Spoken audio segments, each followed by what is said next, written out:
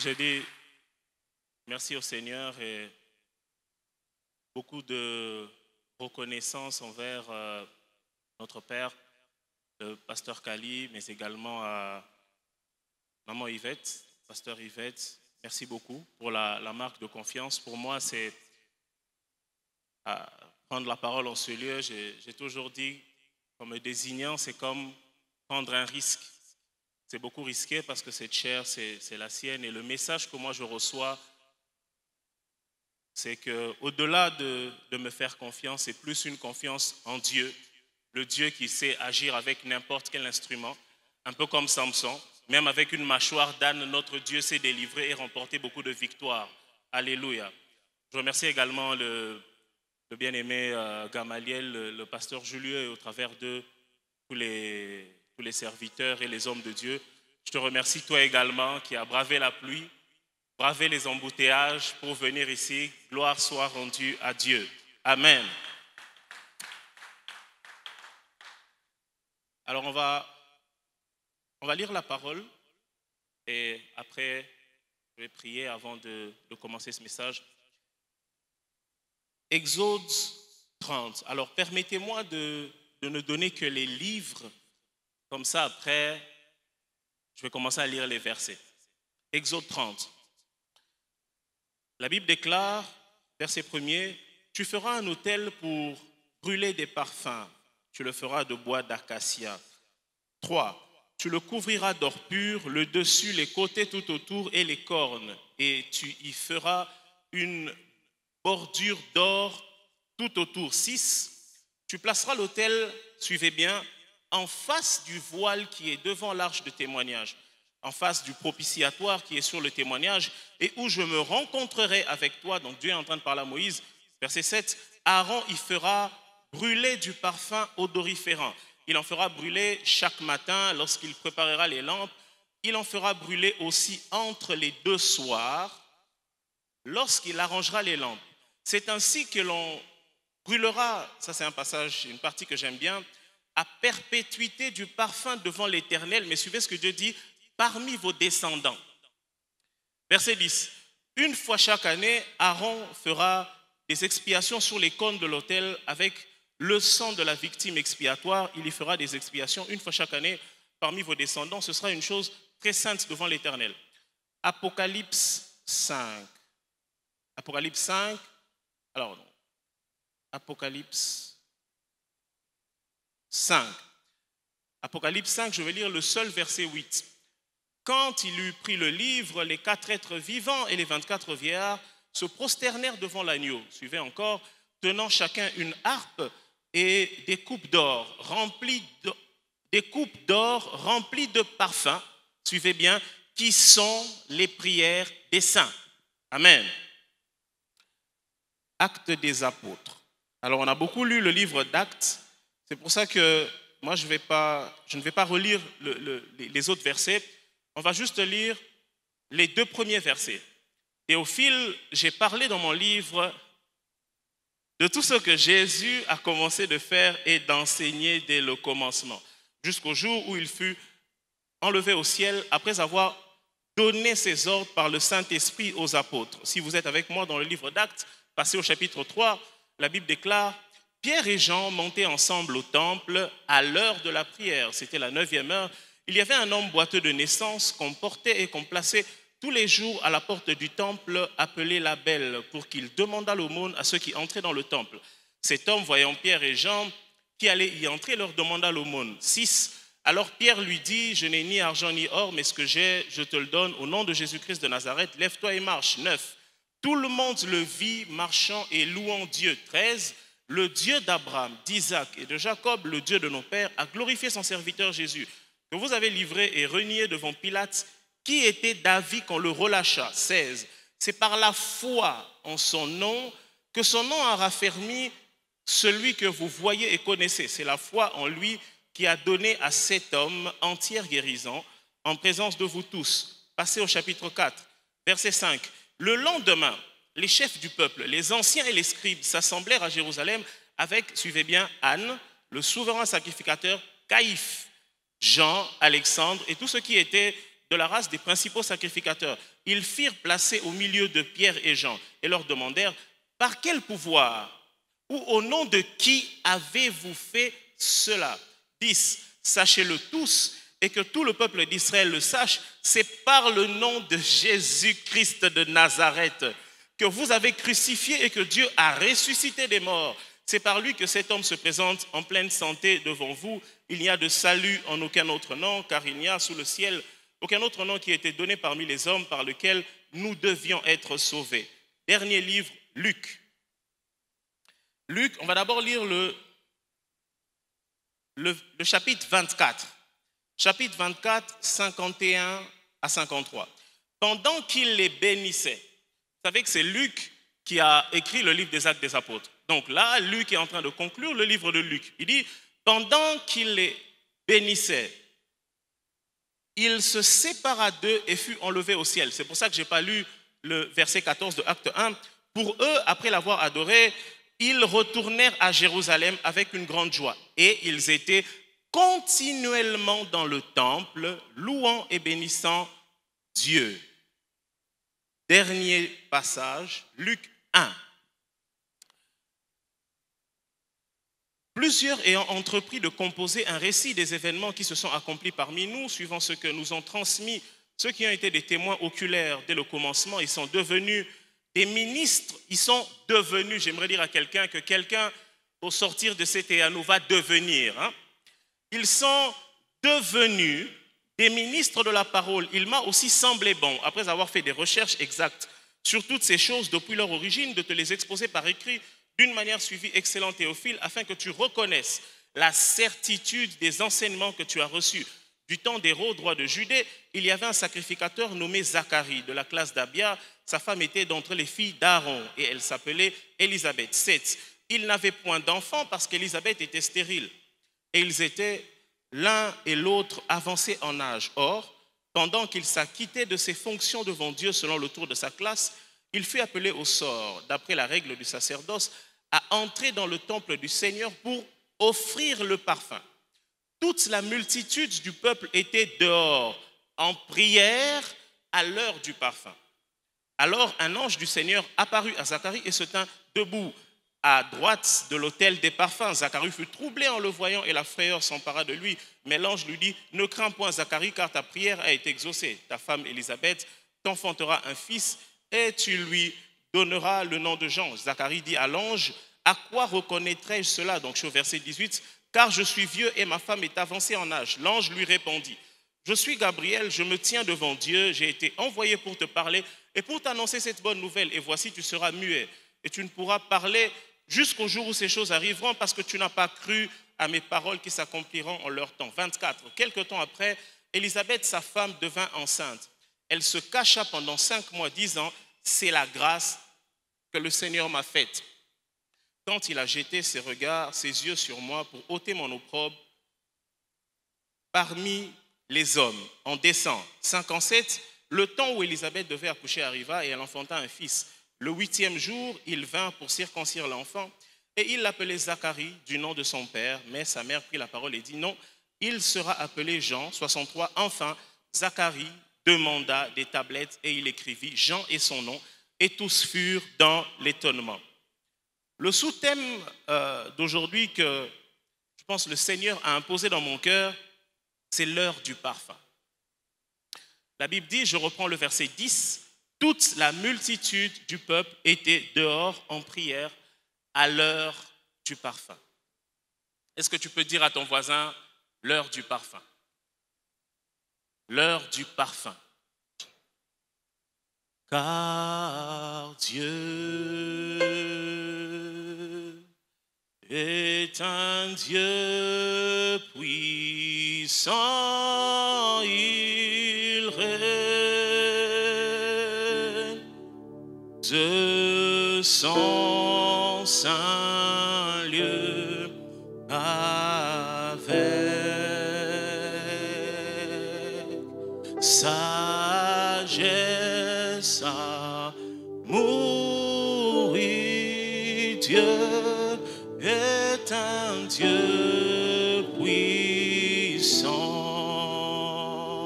Je j'entre dans le sein des saints, j'entre par le sang de l'agneau. Je n'entre que pour t'adorer, toi seul. Moi je n'entre que pour t'honorer.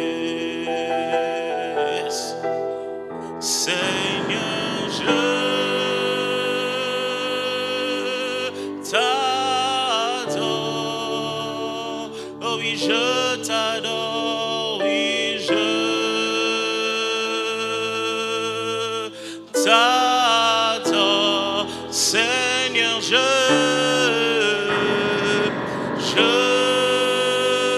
oui, je t'adore. Oh oui, je t'adore. Oui, je t'adore. Car ton nom est saint, saint, saint, saint, oui, saint, saint. Oh Seigneur, Seigneur, saint, oh éternel Dieu. Rabaseta la basabrata la ba. Digne,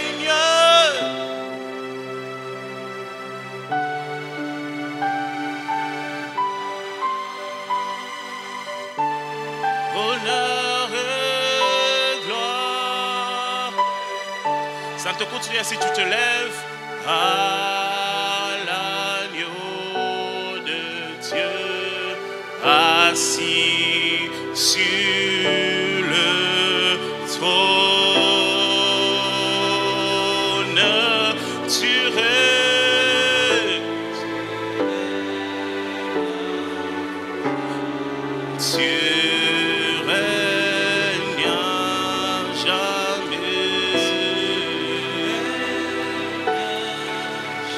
Assis sur le trône, tu règnes à jamais. Assis sur le trône, rate brasa makata la bra de la maïka zebra, rete bebe bebe bebe bebe bebe bebe, et rate brakata la ande la babo shata la ba, et si kade mato lo brena la makaya basate le bebe bebe bebe shata, et brase assis sur le trône, tu règnes à jamais. Ce combat va passer, Jésus règne à jamais. Père, merci pour ce temps. C'est toi qui as la parole pour ton peuple. Parle-nous, nourris-nous, fais-nous du bien. Amen. Je peux me faire accompagner.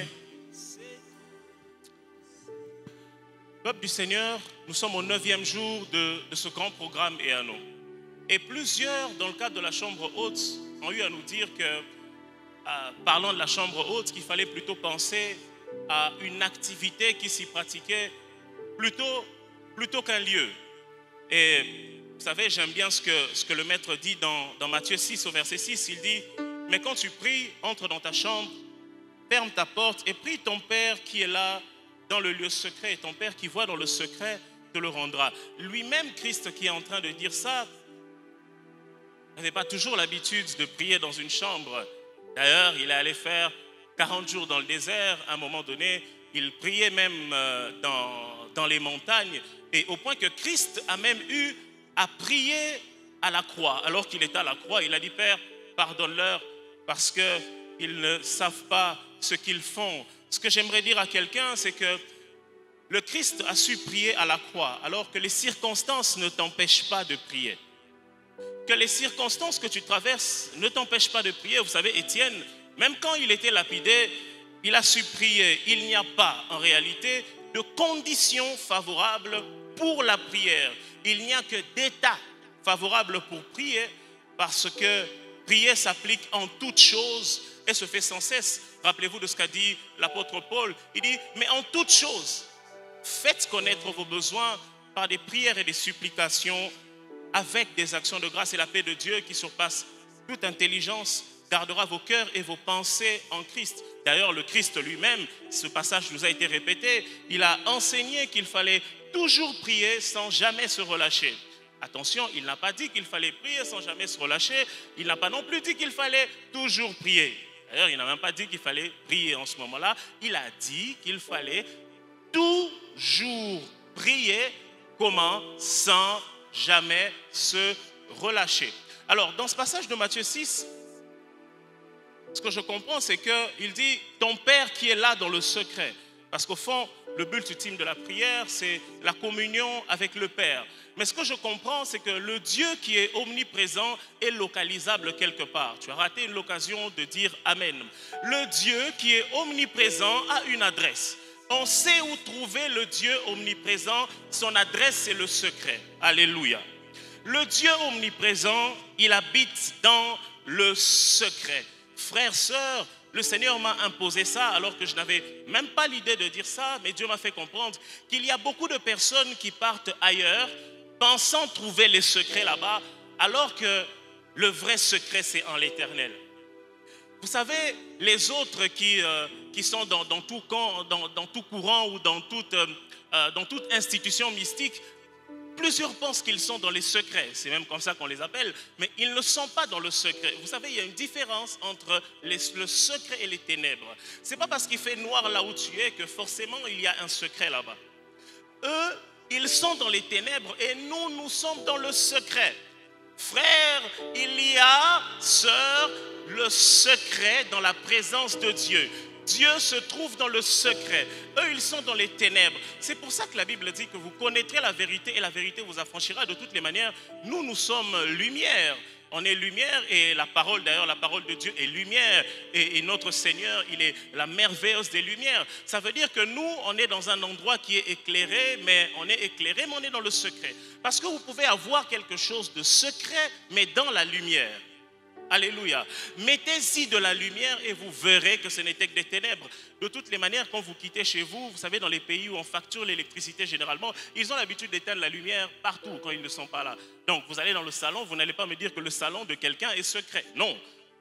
C'est juste parce qu'on a éteint la lumière. Et la Bible dit, vous connaîtrez la vérité vous affranchira. J'aime ce passage parce qu'il nous permet de comprendre deux choses. La première chose qu'il nous permet de comprendre, c'est que il dit la vérité vous affranchira. C'est-à-dire que la vérité a la possibilité d'affranchir. La vérité en a le pouvoir. Mais la vérité ne sait pas affranchir seule. La vérité a besoin de la connaissance pour affranchir. J'aurais parlé à un juriste, mais pour que vous ne puissiez pas vous écarter, laissez-moi alors parler comme un juriste. Je vous aurais dit que la vérité a le pouvoir, mais la connaissance a les modalités d'exécution. Je vais le dire en d'autres termes, la vérité détient le fond, et la connaissance, c'est la forme. Et comme les juristes aiment le dire, que la forme préjuge du fond. C'est pourquoi la Bible ne dit pas la vérité vous affranchira, mais vous savez, il faut la connaître. Non, la Bible dit, vous connaîtrez la vérité et la vérité vous affranchira. Parce que la connaissance de la vérité permet justement à la vérité d'exercer. Vous savez, dans Acte 8, la Bible est en train de nous parler d'un événement assez tragique. La Bible dit que tous les apôtres étaient restés à Jérusalem. Tous ils étaient restés. Et il y a Philippe qui est descendu en Samarie. Le Philippe qui est descendu en Samarie, ce n'était pas le Philippe l'apôtre. Hein? C'était le Philippe diacre. Diacre qui avait été consacré diacre comme avec Étienne.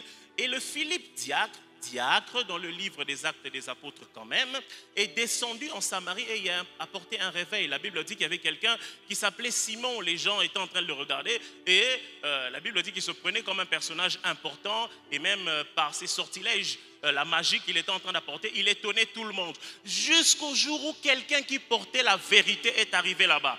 Frère, j'aimerais te dire que puisque tu es dans ta famille, la vérité doit éclater. On est dans un monde où on est en train d'entendre parler de beaucoup de choses, mais lorsque quelqu'un qui porte la véritable lumière du Christ arrive quelque part, la vérité éclate. La Bible dit que Philippe a prêché la parole du Seigneur et il eut la joie dans la ville à cause des miracles qu'on était en train de voir. Ça veut donc dire que le monsieur là, Simon, qui s'était même fait baptiser, mais après il est toujours allé à contre-courant, ce monsieur là, Simon, avait privé la ville d'une grande joie pendant longtemps alors qu'il était en train d'exercer la magie. Frère, tu n'as pas besoin d'aller ailleurs pour chercher une réponse. Je parle alors à ceux qui sont au-dessus. Vous n'avez pas besoin d'aller ailleurs pour chercher la réponse. Et à nos Lucas, c'est dans la présence du Seigneur. Regardez ce qui se passe avec Élie. Il y avait, la Bible dit que tous les prophètes de Baal et d'Astarté, ils ont... D'abord, il y a quelque chose. Élie leur dit, choisissez le taureau. Élie est en train de leur faire comprendre que peu importe le taureau que vous allez me donner, le feu descendra.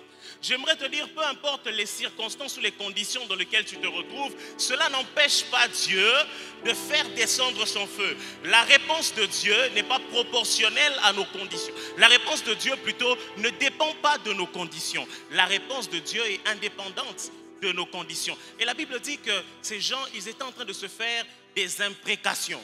Ils sont en train de se faire des imprécations. Ça veut dire que leur sacrifice n'était pas suffisant pour obtenir la réponse de Dieu. Alléluia.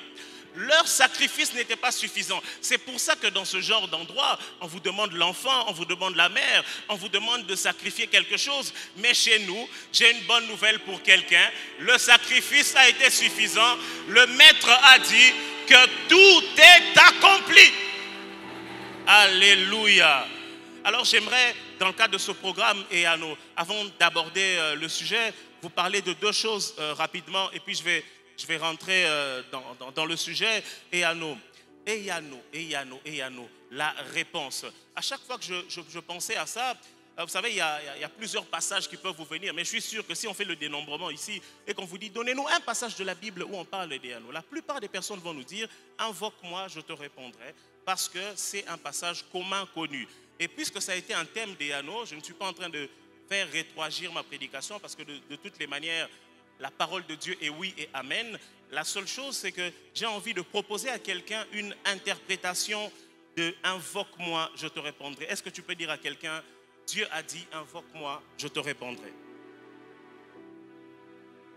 Dieu a dit, invoque-moi, je te répondrai. Vous savez, invoquer, ça vient de... Je sais que ça a été écrit en hébreu, mais moi je vous propose une interprétation. Mettons-nous d'accord.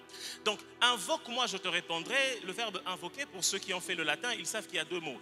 Il y a in et il y a vocare, c'est-à-dire appelle-moi dans.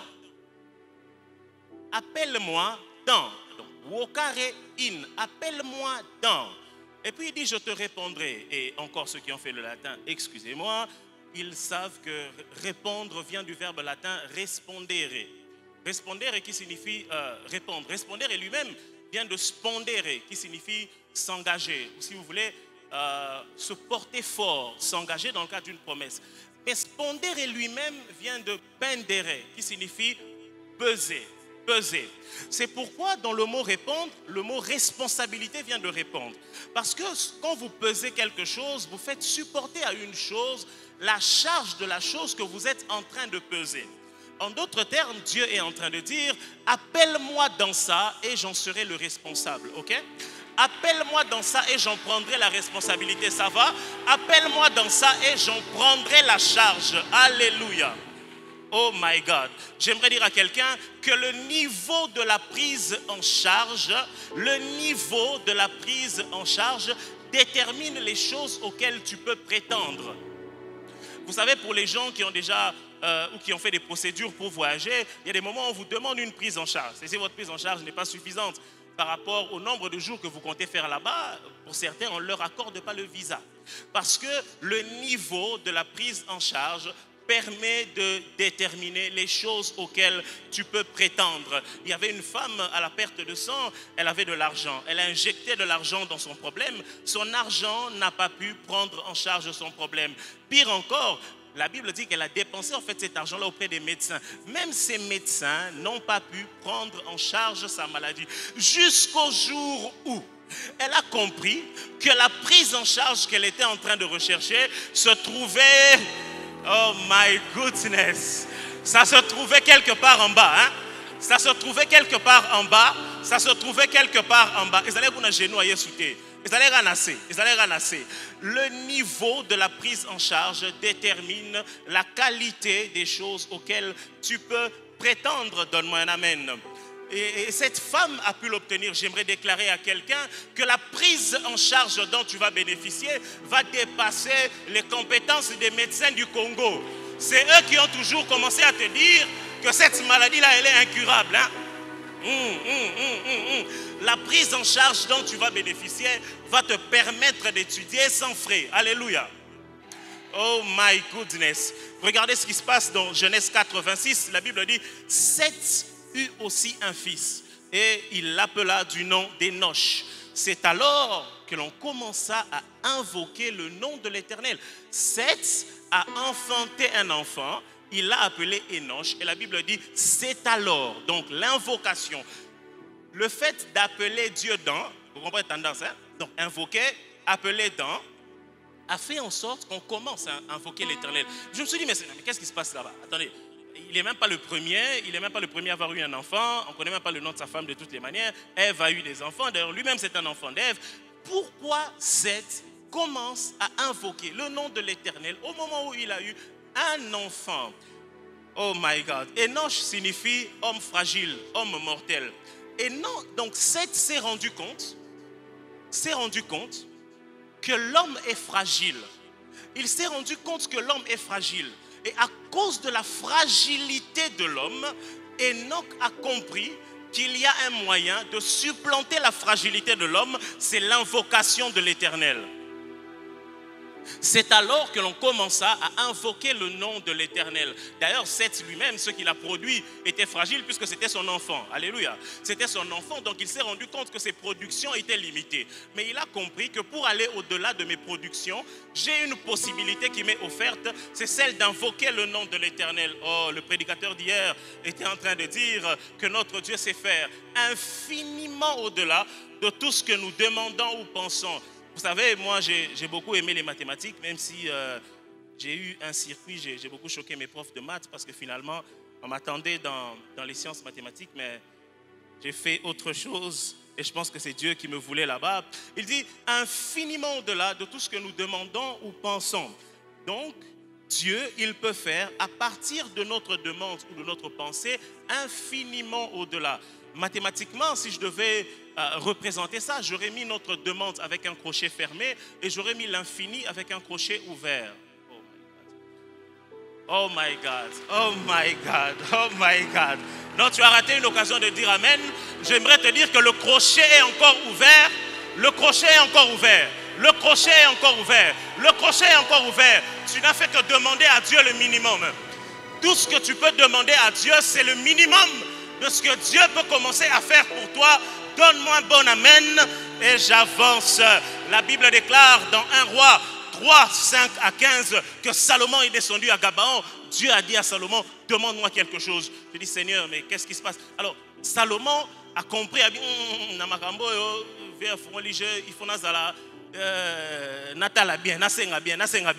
Salomon a dit, donne-moi de la sagesse, parce qu'il avait compris que sa responsabilité était grande. Maintenant, regardez le comportement de Dieu. Vraiment, Nzambe, Dieu lui dit, d'abord dans la demande de Salomon, Dieu ne lui donne pas que la sagesse pour être capable de conduire son peuple. Il lui donne une sagesse qui est inégalée jusqu'aujourd'hui, sauf dépassée par Jésus-Christ lui-même. Alléluia. Donc Dieu, dans la demande de Salomon, lui-même, il avait déjà commencé à exagérer. Amen.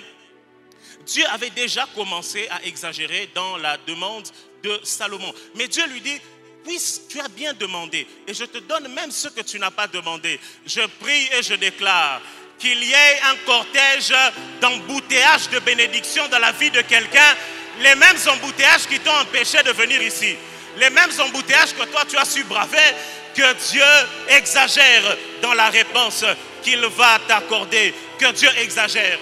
Oh, dis avec moi que Dieu exagère. Si vous remontez dans le verset 2 de Jérémie 33, la Bible dit, et la parole, non, la Bible dit que Dieu fait ces choses. Il dit, quand vous lisez Jérémie 33, mais 2 à 3, pas cette fois-ci 33, 3, la Bible dit, ainsi parle l'Éternel qui fait ces choses, qui les conçoit et les exécute. Et c'est là que Jérémie, finalement, Dieu lui a dit, invoque-moi, je te répondrai. Donc, le Dieu qui s'est révélé à Jérémie est un Dieu qui fait.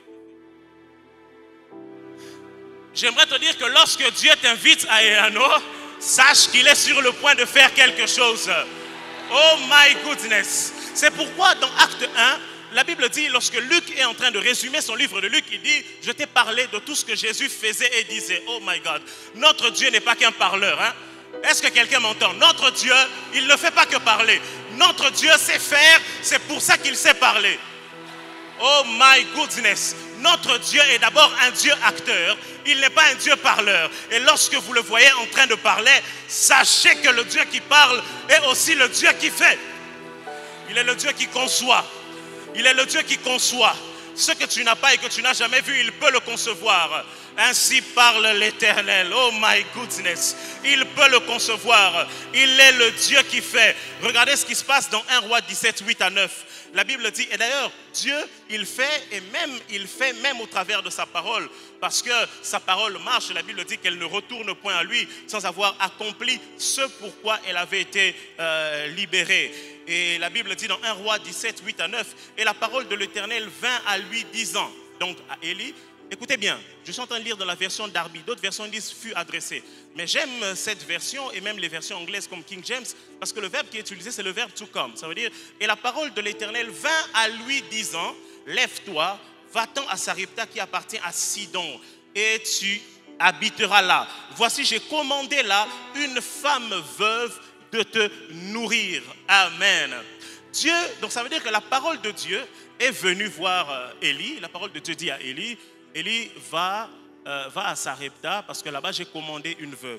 Donc, là où Élie doit aller, c'est de là que la parole vient. Amen. La parole de l'Éternel vient de là. Mais la parole de l'Éternel dit que j'ai ordonné à une veuve de te nourrir et toi tu dois aller là-bas. J'aimerais te dire que 2025 que tu attends, Dieu est en train de venir.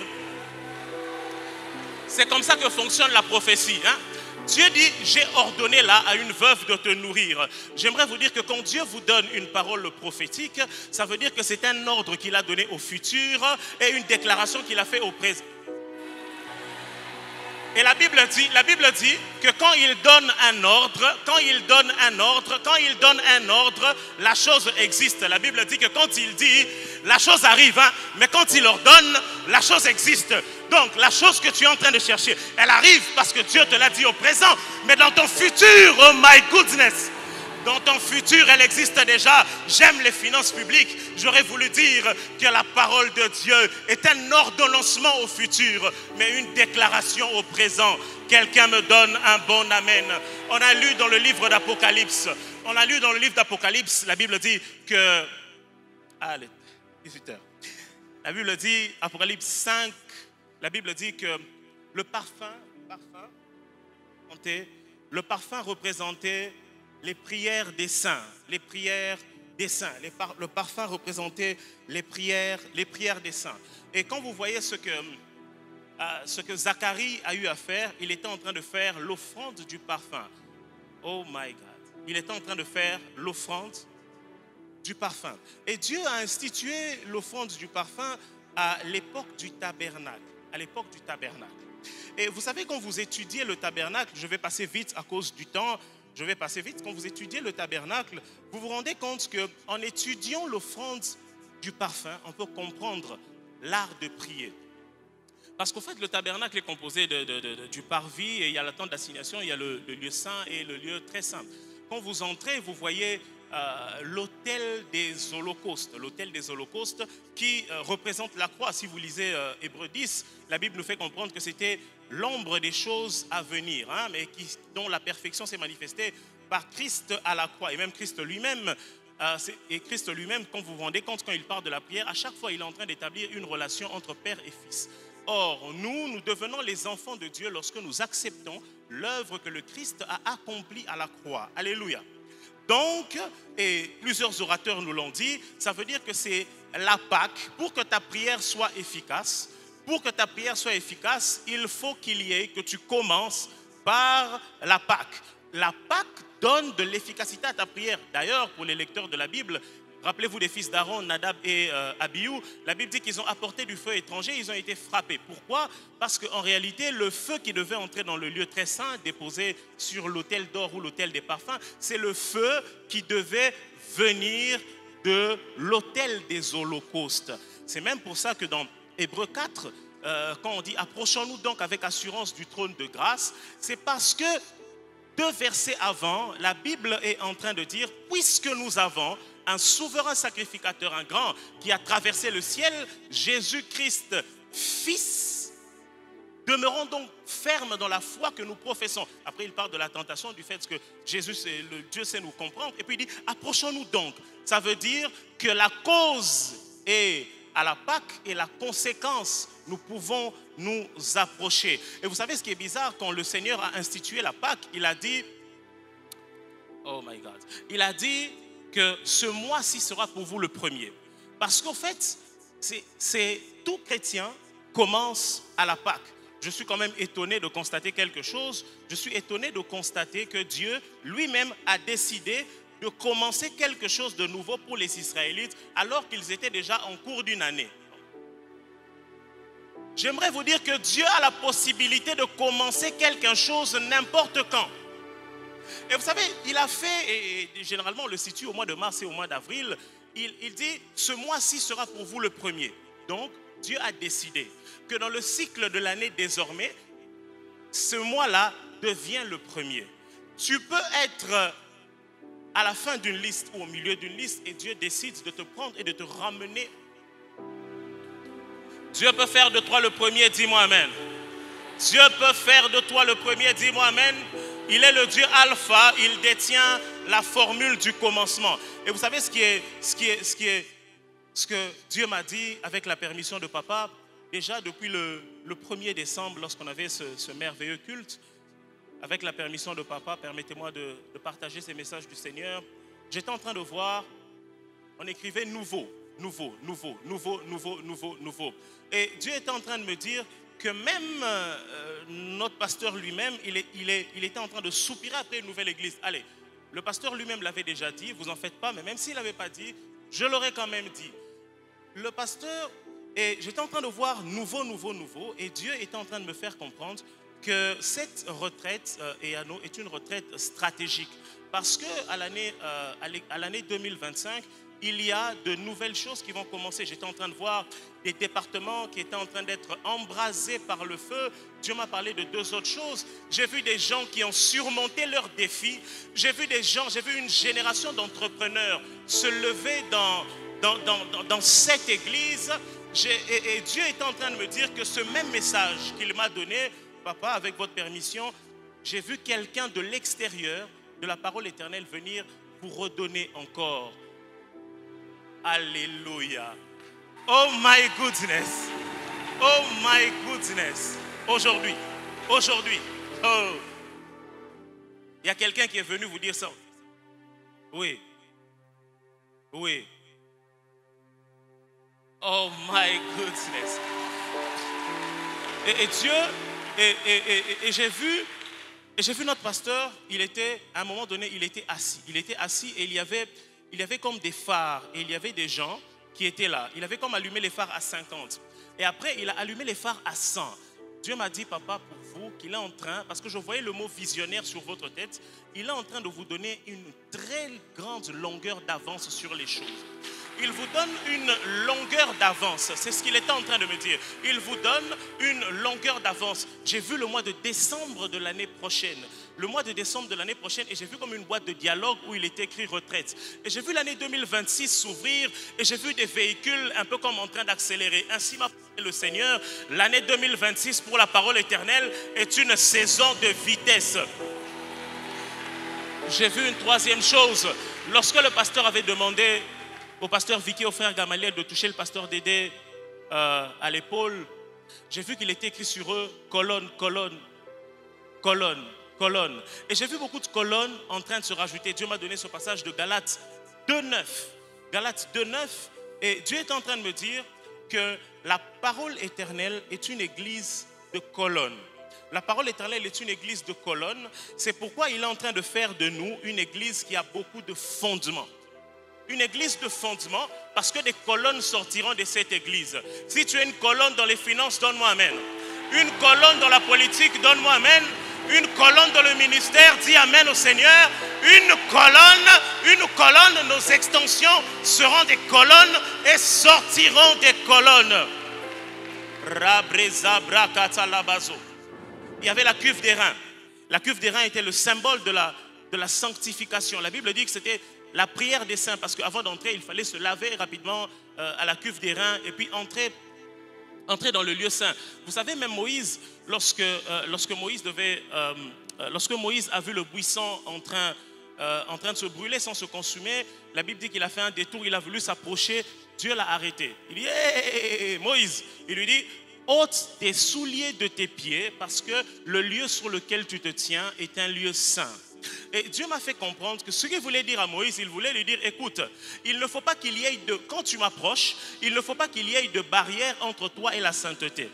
Quand tu m'approches, il faut que tu sois fondé sur la sainteté afin de demeurer en communion avec moi. Ça s'est passé avec Ésaü. Il y a quelqu'un qui nous a dit que Dieu n'exauce pas les pécheurs. Dieu n'exauce pas les pécheurs. Et quand vous entrez dans le lieu saint, vous voyez que tout est d'or alors que dehors tout était d'airain. Parce que plus on se rapproche de Dieu, plus on découvre une autre gloire. J'aurais pu vous parler du chandelier. J'aurais pu vous parler de la table des pains de proposition. De toutes les manières, ça aide à la prière. Mais laissez-moi me concentrer un peu avant de commencer le message sur l'autel des parfums. L'autel des parfums était proche du voile, c'est ce que la Bible dit. Et c'était un autel d'or. Or, le symbole de la royauté. Et il y avait des cornes. Vous savez, la corne, c'est comme la défense d'un animal, c'est comme l'expression de la force. D'ailleurs, le mot corne lui-même vient de l'hébreu kerem, qui signifie force. Amen. Notre Dieu est un Dieu fort. Notre Dieu est un Dieu fort. Et quand papa était en train de dire qu'il est tout puissant, parce qu'au fait, c'est là que l'on devait brûler le parfum. Le parfum, on ne le dépose pas ailleurs, on le dépose sur l'autel d'or qui a des cornes. On le dépose auprès du roi qui a toute la puissance. Et j'ai vu une similitude forte avec la prière du Notre Père. Regardez ce que Christ dit, Notre Père qui est aux cieux. S'il est Père, ça veut dire que nous sommes fils, donc c'est la dimension de l'Holocauste, l'autel des holocaustes. Après il dit que ton nom soit sanctifié, c'est la dimension de la cuve des reins. Après il dit que ton règne vienne et que ta volonté soit faite, c'est la dimension de l'autel d'or. Parce que l'autel d'or, vous voyez, il y a le règne dans l'autel d'or, et il y a aussi la souveraineté de Dieu. Parce qu'il dit que ta volonté soit faite sur la terre comme au ciel. Ce n'est qu'après ça qu'on dit, donne-nous aujourd'hui. Parce que vous devez savoir qu'il y a tout ce processus avant de demander à Dieu. C'est important de savoir à qui on est en train de s'adresser avant de demander. Oh my God. Et vous savez, laissez-moi vous dire deux choses par rapport au parfum. Dans le tabernacle, vous savez que le tabernacle, il y avait beaucoup de sacrifices. Et dans le tabernacle, l'odeur donc de la mort était en train de régner. N'ayez pas peur. L'odeur de la mort était en train de régner parce qu'il y avait beaucoup de sacrifices. Il y avait même l'odeur du sang. Il y avait l'odeur de la mort et il y avait l'odeur du sang. Le seul moyen d'avoir une autre odeur que l'odeur, non, je vais le dire autrement. Le seul moyen de chasser l'odeur de la mort qui était en train de prévaloir sur le tabernacle, c'était d'élever le parfum de l'encens. Tu as raté une occasion de dire amen. Je vous ai dit que le parfum, ça représente la prière. Le seul moyen de chasser la mort était d'élever le parfum de la... Dis avec moi les digues, les digues, les digues. Les digues, les digues, les digues. Le seul moyen, oh my God, quand la mort veut s'imposer, le parfum fait disposer la mort. Quand la mort veut s'introduire, le parfum peut la réduire à néant. Quand la mort veut commencer à apparaître, le parfum peut faire disparaître la mort. J'ai dit à Dieu, oui c'est bien, mais Dieu m'a dit, regarde ce qui se passe dans Jean 11.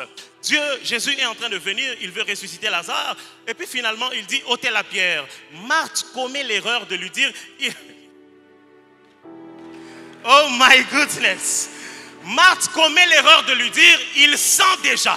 Oh, Marthe était en train de lui dire, l'odeur de la mort a commencé. Jésus dit, Père, je te rends grâce de ce que tu m'as toujours exaucé. Oh my goodness. Regardez ce qui se passe avec Daniel. Daniel était en train de prier et on a piégé Daniel. Regardez ce qui se passe. On prend Daniel, on le met dans la fosse aux lions. Daniel avait l'habitude de parler avec Dieu. Et quand Daniel est délivré, Daniel lui-même il explique, il dit que le Seigneur a envoyé son ange qui est venu fermer la gueule. Oh my God. La prière que tu es en train de faire va fermer la gueule du lion. Et ce qui est bizarre, c'est que lorsque Daniel est sorti, la Bible dit que toutes les personnes qui avaient comploté contre Daniel ont été jetées en prison. Et les lions ont mangé ces personnes. Parce que Dieu ne veut pas te limiter à la gueule du lion. Dieu veut régler ton problème jusqu'au... Ces Égyptiens que vous voyez là, ces Égyptiens, oh my goodness, il n'a pas voulu seulement donner de l'écart entre l'Égypte et Israël, mais il a englouti. Oh my goodness, Dieu veut se rassurer que la mort ne viendra. Oh my God, oh my God, oh my God. C'est pour ça que dans Apocalypse, la Bible est en train de dire que lorsque le Seigneur entre chez toi, il dit, je souperai avec toi et toi avec moi. Parce que le Seigneur, quand il entre dans nos vies, il ne vient pas petit déjeuner. Hein? Le Seigneur ne vient pas déjeuner, ok? Le Seigneur vient souper, oh là là.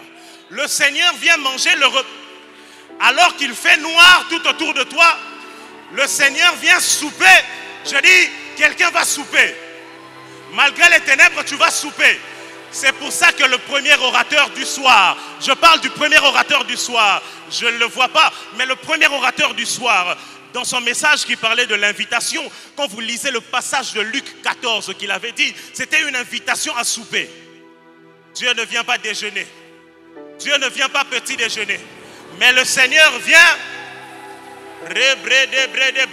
C'est pourquoi David dit, quand je traverse la vallée de l'ombre de la mort. Non, ne diluons pas ce passage. Hein. Ne diluons pas ça. Ce n'est pas seulement l'ombre de la mort. Quand vous voyez l'ombre, ça veut dire que ce qui produit l'ombre était là. L'ombre de la mort, mais je ne crains aucun mal. Pourquoi? Ça veut dire que la mort était là. David a d'abord vu son ombre. Mais la mort n'a pas pu se présenter parce qu'il était dans la présence. Et je dis, il dresse devant moi une table en face de mes adversaires. J'ai lu ce passage dans Second 21. La Bible dit à la fin, parce que quand vous voyez du début jusqu'au verset 5, on est en train de parler de ce que Dieu est en train de faire. Mais écoutez ce que David dit. Il dit, oui, le bonheur et la grâce m'accompagneront tous les jours de ma vie et je reviendrai dans la maison. Dans Second 21, on dit, je reviendrai. Je ferai un retour dans la chambre. Je ferai un retour dans la maison de l'Éternel. Parce que lui, il sait nous protéger de la mort. Oh my goodness. Oh my goodness. Oh my goodness. Vous savez, il est impossible de répandre l'encens sans en être affecté de l'odeur. Ceux qui savent, ceux qui ont été là-bas. Hein? Là-bas. Ils ont répandu de l'encens. Papa est en train de valider. Mais quand tu répands l'encens, tu es affecté de l'odeur. Ça veut dire que le sacrificateur, quand il finissait de faire l'offrande du parfum, il ressortait avec l'odeur. J'aimerais dire à quelqu'un, oh my goodness, qu'il est le rémunérateur. Oh Rabre Sakate Mandolobo. Il est le rémunérateur. C'est pour ça qu'il dit que ton Père qui est dans le secret te le rendra. Oh my goodness. Oh my goodness. La présence de Dieu ne laisse jamais indifférent. Oh my God. On n'aura jamais tort d'avoir cherché Dieu. Bako Sayote. Hein? Tu es à la bonne adresse. Oh, la prière fait bouger le ciel. La prière fait bouger le ciel. Quelqu'un va sortir en disant, j'ai cherché l'Éternel et il m'a répondu. Oh my God. Et il m'a délivré de toutes mes frayeurs. Les lionceaux éprouvent la disette et la faim. Mais ceux qui cherchent l'Éternel ne sont privés d'aucun bien. Regardez ce qui est bizarre. Quand l'ange apparaît à Marie, l'ange est en train de dire à Marie, salut Marie car tu as trouvé grâce. Mais quand l'ange apparaît à Zacharie, l'ange lui dit, n'aie pas peur car ta prière a été exaucée. Vraiment, excusez-moi, mais j'ai d'abord fait stop. Oh, comme on dit un peu, na mystique à fourmi, Zacharie, il est quand même... Zacharie en ce moment-là, c'est lui qui avait été choisi, donc en autorité spirituelle, il était plus que Marie. Bon. Est-ce que l'ange avait eu peur de Marie en regardant Marie? Oh mère, bonjour. Mais quand il oh my God, il ne salue pas, il ne salue par Zacharie. Il dit, n'aie pas peur, car ta prière a été exaucée. Oh, mais moi, comprenez-vous, mettez-vous à la place de Zacharie. Normalement, personne n'était censé être à cet endroit-là en ce moment-là. Mais Dieu a la possibilité de faire entrer même là où... Maintenant, Zacharie vient, Zacharie regarde, il dit, il dit, n'aie pas peur Zacharie, car ta prière a été exaucée. Zacharie n'a pas salué, l'ange Gabriel n'a pas salué Zacharie parce que c'est Zacharie qui avait provoqué le mouvement de l'ange. Il n'avait pas besoin de le saluer parce que c'est à cause de sa prière que... My goodness. La Bible dit que Pierre avait compris ces choses. Pierre avait compris cela. Et c'est pourquoi vis-à-vis du paralytique, il était conscient que même si ses ressources terrestres étaient vides, le ciel ne l'était pas pour autant. Le ciel avait toujours des réserves. J'aimerais dire à quelqu'un que là où ta poche est limitée, ta bouche peut alimenter. Ce que ta poche ne peut pas te fournir, ta bouche peut te l'obtenir. Parce que la bouche, c'est encore puisé. Alors que la poche est épuisée, elle est fraîche. Quand la poche est sèche, elle sait pêcher. Là où la poche est empêchée. C'est pourquoi, frère, n'hésite pas de dépêcher ta bouche aujourd'hui. Parce que le jour peut enfanter. Ah, le jour peut enfanter. Le jour peut enfanter. Je suis choqué. Je suis vraiment choqué. Regardez ce qui se passe, parce que Luc m'a un peu parlé du Saint-Esprit, fait faire l'échographie d'Élisabeth. Dis à ton voisin, l'échographie d'Élisabeth. Parce que Élisabeth, oui, maman, il faut encore redire à papa que c'est l'échographie d'Élisabeth. Donc, c'est l'échographie d'Élisabeth. Il a fait, parce que Luc est médecin, il a fait l'échographie d'Élisabeth. Il a commencé à regarder dans le ventre d'Élisabeth, et puis il a dit, oh, ça c'est...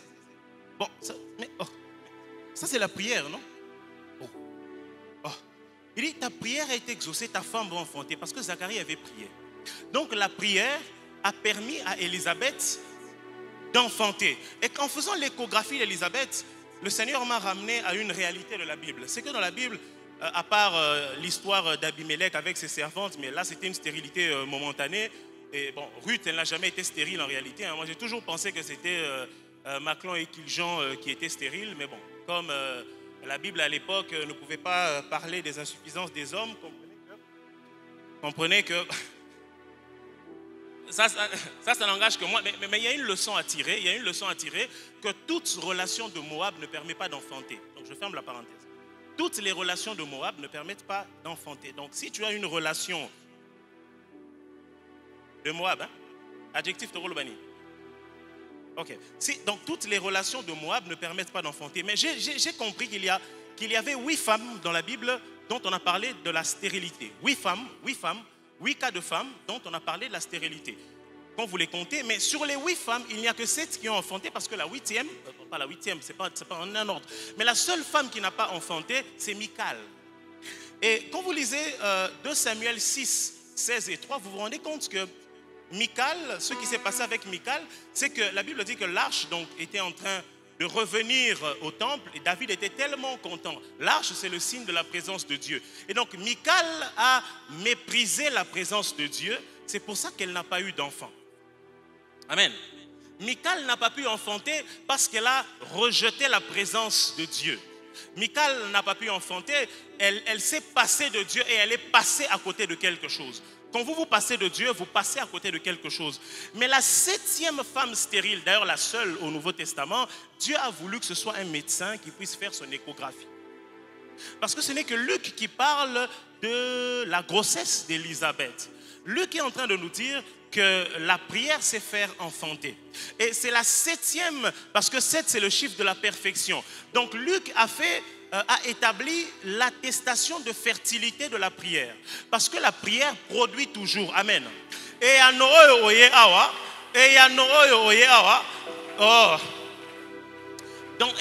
Dans le cadre de ce programme, nous sommes venus voir l'enfantement que la prière va provoquer. Amen.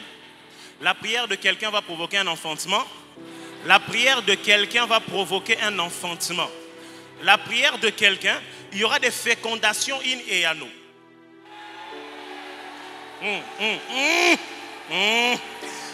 Vous savez, tout le monde a toujours pensé que Pierre, quand il a dit « Je n'ai ni argent ni or, lève-toi au nom de Jésus », il n'a pas donné de l'argent à cet homme. En fait, c'est bon, c'est pas faux. Mais je pense qu'il a fait plus que ça. Parce qu'au fait, à l'époque, la paralysie était un symbole d'inactivité. Donc, si Pierre plutôt ne lui a pas remis une libéralité, Pierre lui a remis un capital. Parce qu'en ayant ses pieds, cet homme-là savait qu'il allait pouvoir travailler désormais et commencer à produire son argent. Oh my God. Il allait commencer à travailler et produire. Et vous savez, la Bible dit un détail à côté duquel on passe. La Bible dit qu'il y avait des personnes qui étaient en train de le porter. Donc, il constituait une charge pour des gens qui chaque jour devaient le prendre et devaient le déposer. Mais j'ai une bonne nouvelle pour quelqu'un. C'est qu'ils l'ont déposé. Ils sont allés le déposer au temple dans la présence de Dieu. Et ça a coïncidé avec l'heure de la prière. J'aimerais dire à quelqu'un qu'à l'heure de la prière, ça veut dire que Jésus, en permettant par Pierre de relever cet homme, il n'a pas seulement exaucé la prière de cet homme, mais il a aussi réglé le problème de la charge des personnes qui étaient en train de le porter. J'aimerais dire à quelqu'un qui supporte des gens dans sa famille que Dieu va prendre en charge. Hein?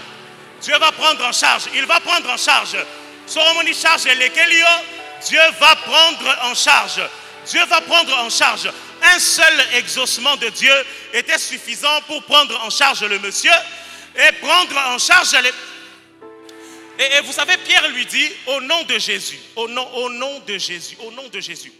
Vous savez, quand on a lu dans le chapitre 4 de Actes, la Bible est en train de parler de Caïphe. Caïphe était celui qui avait dit que cette fois-ci, quand vous lisez dans Jean, Jésus doit mourir.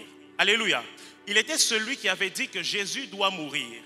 Mais bizarrement, il dit, alors qu'il a pensé avoir réglé le problème de Jésus, il se rend compte qu'il a des gens en face de lui qui sont en train d'agir au nom de Jésus. J'aimerais dire à quelqu'un que ceux qui ont pensé que éliminer tes parents était une solution pour toi, ils se sont trompés. Parce que l'homme de la prière sait faire vivre le nom. L'homme de la prière sait donner de la vie au nom. L'homme de la prière sait donner de la vie au nom. Ah, je m'attendais à ça. Aïe, aïe, aïe. Oh my God, oh my God, oh my God. Ah. Ok. Alors, permettez-moi de vous dire quelque chose avant de conclure. Avant de conclure. Vous allez vous rendre compte de ceci. C'est que, au moment de... Quand Luc est en train d'écrire à Théophile, il est en train de lui dire, Théophile, j'ai fait des recherches, et c'est pourquoi je t'ai écrit ça. Alors, Luc, en bon médecin, lui qui aime faire des recherches, je ne comprends pas pourquoi dans le livre des Actes des Apôtres, Luc n'a pas écrit à Théophile la même chose. Pourquoi il a écrit le livre de Luc? Papa, j'ai l'autorisation? C'est bon? C'est bon? C'est bon?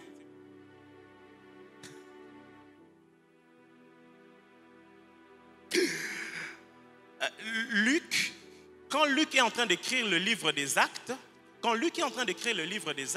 Luc ne dit plus qu'il a fait des recherches. La première fois, Luc, quand il était en train de parler de ses premières certitudes, c'est parce qu'il avait fait des recherches. Il avait eu des informations et il était allé mener des recherches. Mais la deuxième fois, dis avec moi la deuxième fois. La deuxième fois, quand il est en train de raconter l'histoire, Luc ne parle plus des recherches. Vous savez pourquoi? Parce que Luc lui-même, il est devenu un acteur.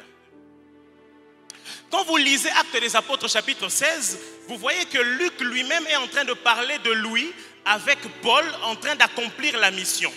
Et vous savez ce qui est bizarre, c'est quoi? C'est que la même chose s'est passée avec les apôtres. La Bible dit qu'ils étaient des témoins oculaires et ils sont devenus ministres de la parole. Vous avez lu Luc 24, la transition. Parce que le livre d'Actes des Apôtres commence en réalité à Acte 1, 14.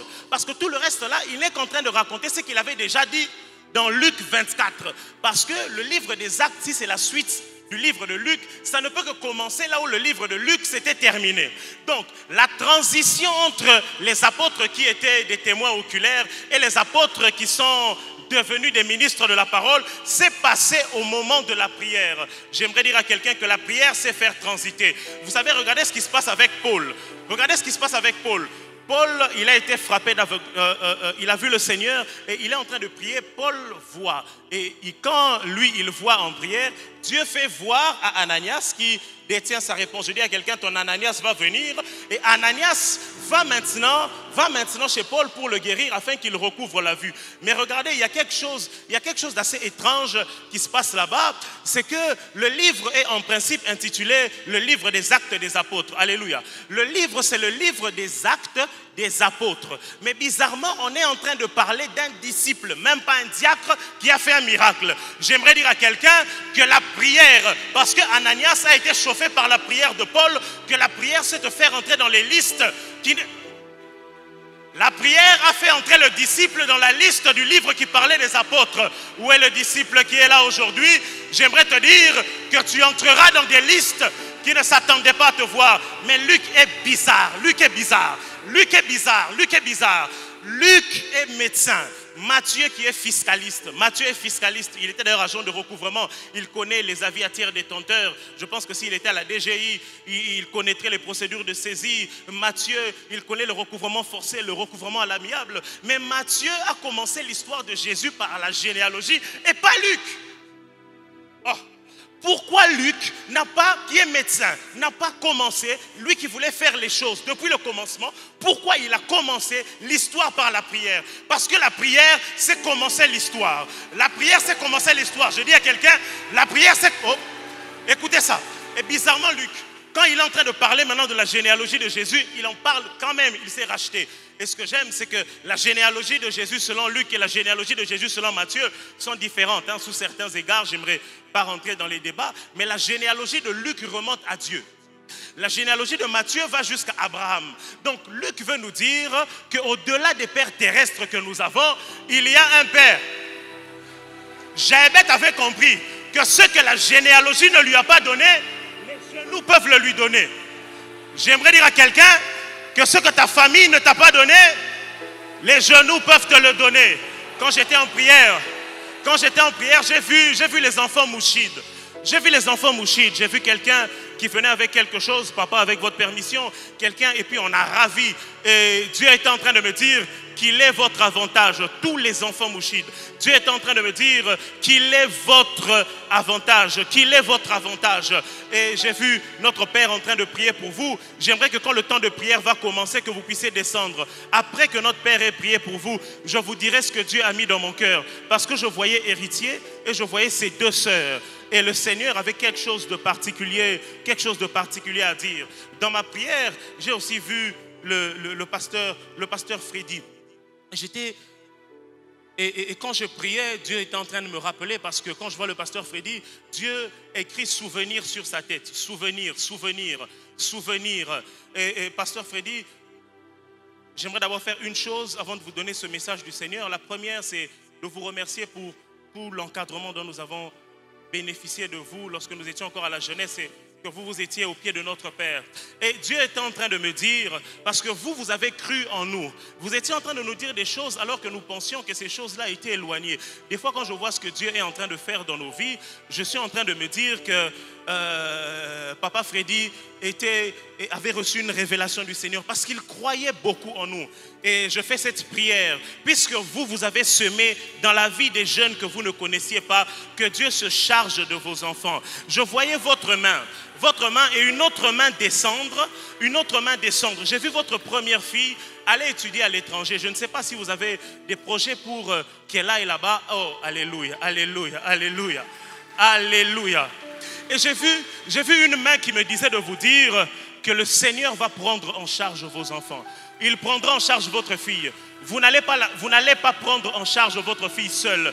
Et quand j'étais en train de voir cette vision, quand j'étais en train de voir cette vision, j'ai vu Papa Kali jeune en train de vous dire des choses, en train de prier pour vous. Parce qu'il y a des choses que Papa Kali a eu à vous dire que vous n'avez pas encore vues dans votre vie. Mais des fois quand je vous vois, je sais que vous êtes un homme de la race de Caleb.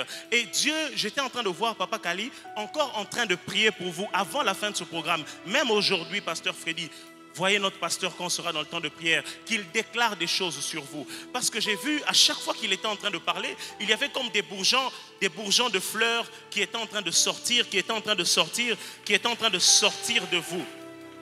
Amen. J'aimerais conclure.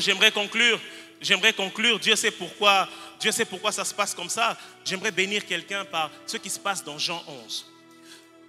Dieu m'a dit qu'il faut de la foi. Et même, vous savez, il ne faut pas retourner à la chambre haute seulement pour prier. Il faut aussi retourner à la chambre haute pour rendre grâce à Dieu. Amen. Quand vous viendrez le dimanche, rendez grâce au Seigneur. Et Dieu m'a montré 4 types de personnes. Parce que si les iniquités bloquent Dieu, le manque de foi aussi bloque Dieu. Il n'a pas pu faire de miracle lorsqu'il était à Nazareth. La Bible nous dit, sous réserve d'avoir guéri un certain nombre de malades. Et la Bible nous dit que la foi est une ferme assurance des choses qu'on espère, une démonstration de celles qu'on ne voit pas.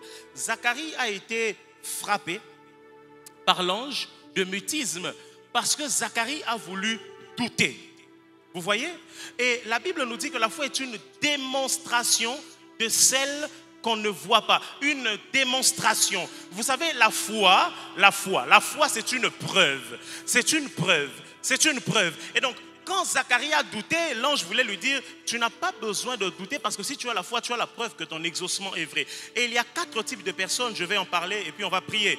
Les premières personnes qui représentent l'incrédulité, ce sont les envoyés. Vous savez, dans le livre de Jean 11, la personne qu'on avait envoyée aller dire à Jésus que Lazare était malade, quand on n'a plus entendu parler d'elle. Je pense que quand elle était rentrée et qu'elle a vu Lazare mort, la personne s'est découragée. Dieu m'a dit de dire à quelqu'un, ne te décourage pas.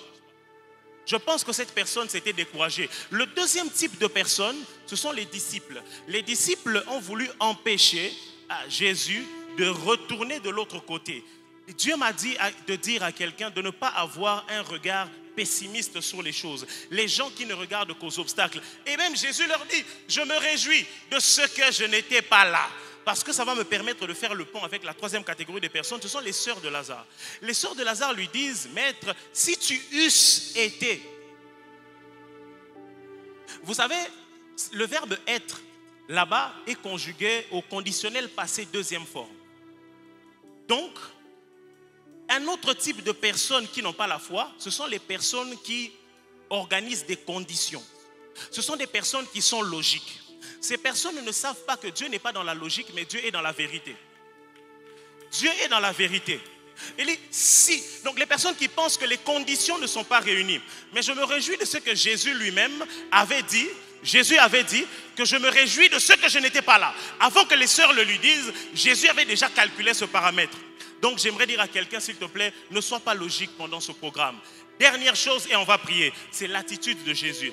Jésus est venu devant la tombe de Lazare. Frère Gamaliel, Jésus dit, Lazare sort. Et Dieu m'a fait comprendre quelque chose. Vous savez, Lazare, quelqu'un est en train de me dire, est Lazare dans la chambre haute. Amen. Jésus dit, Lazare sort. Vous savez, Lazare vient de Elazar. Elazar qui signifie Dieu a secouru. La Bible dit que l'Éternel a parlé une fois. 2 fois j'ai entendu.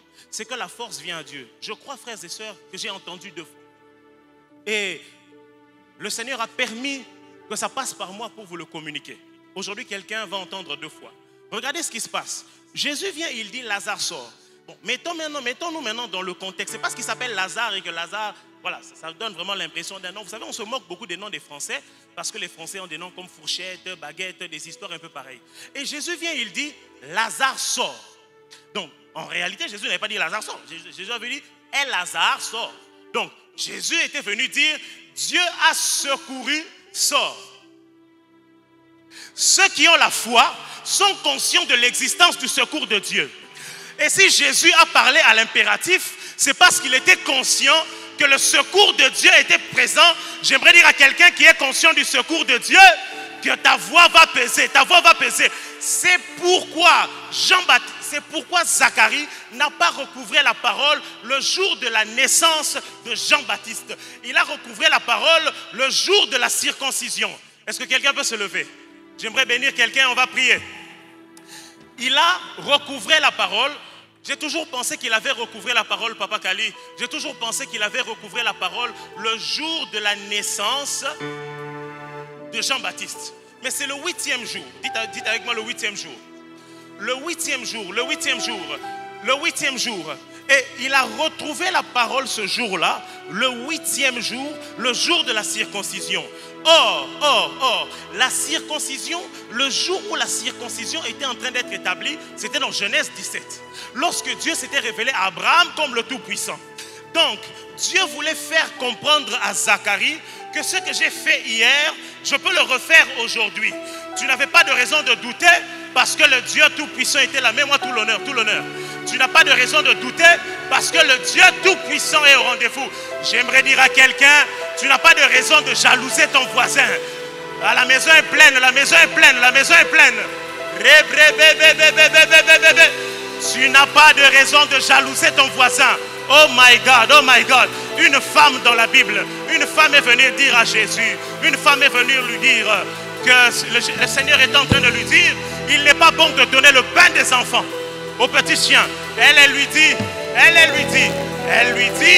que les petits chiens peuvent être satisfaits des miettes. Des miettes. Ça veut dire que le message qu'elle était en train de passer à Jésus, c'est que ce qui va sortir de Dieu ne va pas le vider, mais ça va satisfaire ton besoin. J'aimerais dire à quelqu'un qu'il y a de la provision pour tout le monde. Il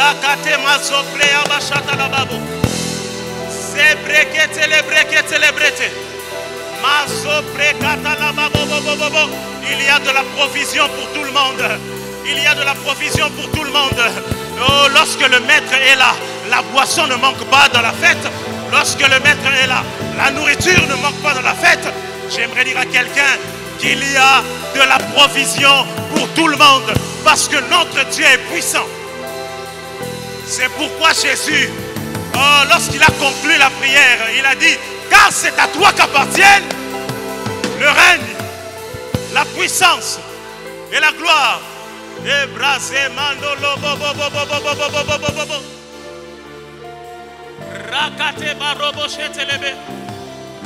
Est-ce qu'elle peut monter?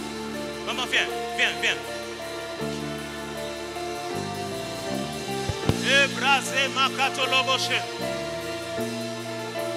Viens, tu peux chanter, non? Tu peux chanter? S'il vous plaît. Donnez-lui.